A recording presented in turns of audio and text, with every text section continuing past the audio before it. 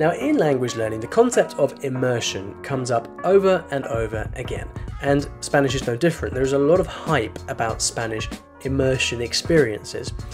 As an intermediate student, you'd think that any exposure to the language must be a good thing, right? Well, it's not quite that simple, and in this video I'm going to address Spanish immersion and how to do it successfully. So what is immersion? I'm talking about surrounding yourself with native level content, and this could be by reading books, listening to podcasts, watching movies, and so on. The point here is that when you talk about immersion, it's generally in native level content, stuff that is suitable for native speakers. If you surround yourself with native Spanish speakers, this would also count as immersion. In either case, traditional immersion experiences only really work for students at an intermediate to advanced level, and I'll discuss why that's the case in just a minute. But first, it's worth addressing this idea of going abroad to learn Spanish. People always think to themselves, if only I could go and live in Spain or Latin America, I would be fluent in no time. So this begs the question, does going abroad work to learn Spanish? Well, I hate to break it to you, but going abroad doesn't necessarily guarantee that you'll get the kind of immersion that you might think you would get by going to live abroad. Many people who do travel abroad to learn Spanish actually find themselves surrounded by other tourists, or indeed local people who speak very good English, and that doesn't sound a lot like immersion, does it? Another problem with going abroad is that if you're able to find a non-touristy place with no English speakers, you might not necessarily enjoy being there all that much. It really depends on the kind of place. Now, some people thrive in this situation, and I have known people who will just throw themselves into any kind of immersion situation and float to the top. But in my experience, the vast majority of people do not enjoy or get on well with that kind of immersion experience. The main drawback to going abroad is that it's difficult to find meaningful interactions at an intermediate level to help you with your Spanish.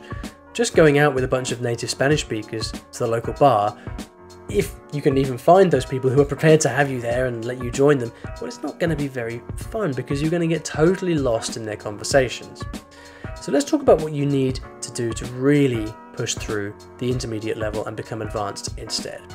Instead of going for full-on immersion, instead you need what's known as Comprehensible Input. So what is this? Comprehensible Input is the idea that you learn a language best when you're exposed to the language that's at your level plus just a little bit. So what might that look like? Well, for example, in a situation where you understand 90% of what people are saying and there's only 10% there that you don't understand. Or to put it another way, you already understand and know 9 out of every 10 words that you hear. So there's only one word in every 10 that you actually don't know.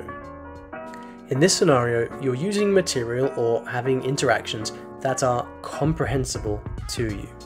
There's only just a little bit you don't understand, but it's easy to manage because you feel comfortable with all the rest.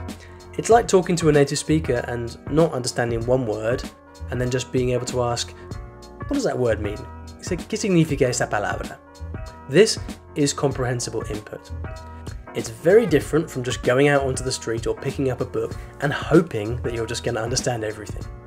Now let's think of a different scenario here. So let's say that you decide not to go abroad to learn Spanish. You want to get your immersion at home. So you listen to hours and hours of podcasts in Spanish every day. Well, that's not going to do much good if the content is meant for native Spanish speakers and you don't understand what you're listening to. Again, in this situation, you need to find content that is comprehensible to you. Content that is at your level, plus just a little bit. So how can you get meaningful content at home to have a practical immersion experience that you can actually learn from? Well, luckily you have lots of great options available for you. First of all, listen to podcasts for intermediate students. In fact, I recently did a video giving you 9 fantastic intermediate level podcasts to listen to. You can watch movies that are easy to digest and understand. In another video, I showed you 9 Spanish language films that are perfect for intermediate students. Read in Spanish, even if it's just 30 minutes per day, and choose books that are ideal for intermediate learners.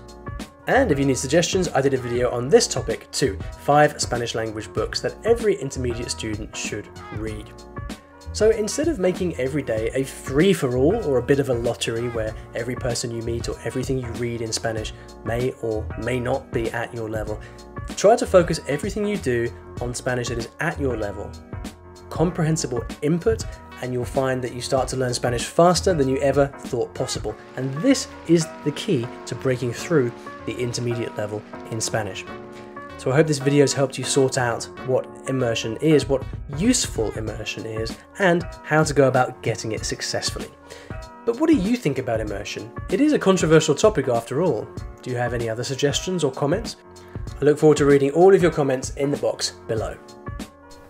If you're excited to work on your Spanish, then I've created a huge selection of resources based on this video and other things that is everything you need to improve your Spanish.